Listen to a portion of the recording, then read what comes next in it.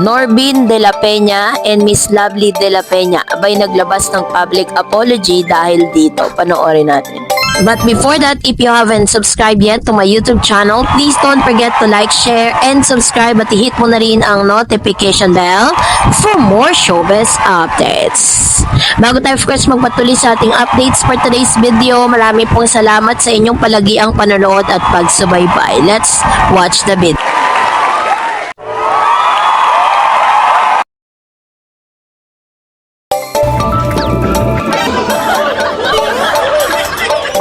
Muli na namang nag-viral at nakatanggap ng iba't ibang mga komento ang mag-asawang Norbin de la Peña at Miss Lovely de la Peña dahil sa kanila pong recent post kung saan ipinakita nito or gumawa po sila ng isang video na talagang medyo alarming sa lahat ng mga manonood. Kilala natin itong si Norbin at si Lovely na mga content creators na tanging good vibes lamang ang ipinapakita nito sa social media.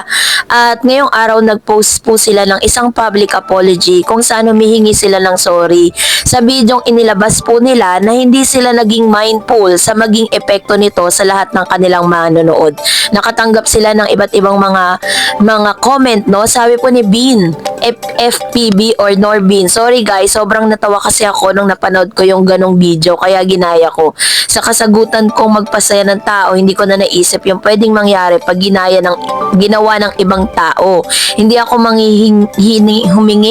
mahihiyang humingi ng sorry kasi aminado ako na mali yung nagawa ko. Salamat sa mga nag-comment, lalo na yung mga may concern. Patunay lang na hindi lang lahat ng nakasubaybay sa amin ay bugok. Salamat mo mga kabugok. Ayan. So ito po yung kanyang komento patungkol po sa kanilang public apology na agad naman no na umani ng mga reaksyon mula sa netizen. Sabi diyan, panay kasi kayo prank. Alam niyo naman na isa rin kayo sa mga social media influencer.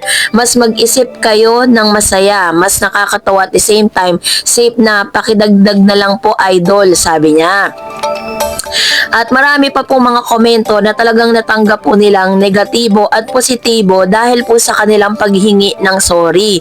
May kita po kasi sa videos na sinilaban nitong si Mr. Norbin, no? Ang isang LPG tank na ginagamit po ng karamihan sa pagluluto, 'di ba? At alam po natin na medyo risky po yung ginawa po niya. Pero ipinaliwanag naman itong si Norbin sa kanyang video na bago niya gawin ito ay nilinis at ito po ay talagang hindi na siya, sinasabi niya dito at pinapangatwiranan niya na hindi na raw ito mag-explode dahil wala na nga raw itong laman. At the same time is hinugasan po niya ito bago niya po gawin yung prank, no? So ito naman po ay tinanggap ng mga netizens. Sinabi niya rin po dito na ginaya niya lang po ito dito po sa isang content creator na I think sa ibang bansa po sila. It's El Padrino TV na ngayon pag po hinanap nyo yung prank na yon, wala na rin po siya sa social media.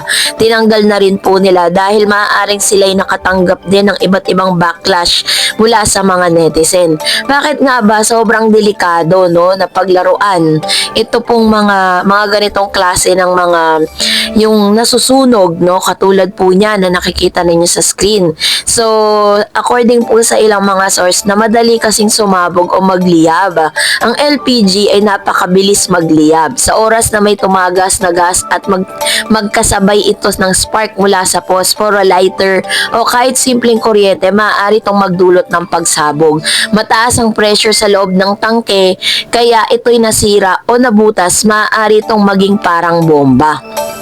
So hindi rin naaamoy ang natural na gas kaya nilalagyan ng amoy. Ang LPG sa natural na anyo nito ay wala talagang amoy. Kaya dinadagdagan ito ng chemical na tinatawag na ethanol upang magkaroon ng amoy para maamoy agad kung may tagas.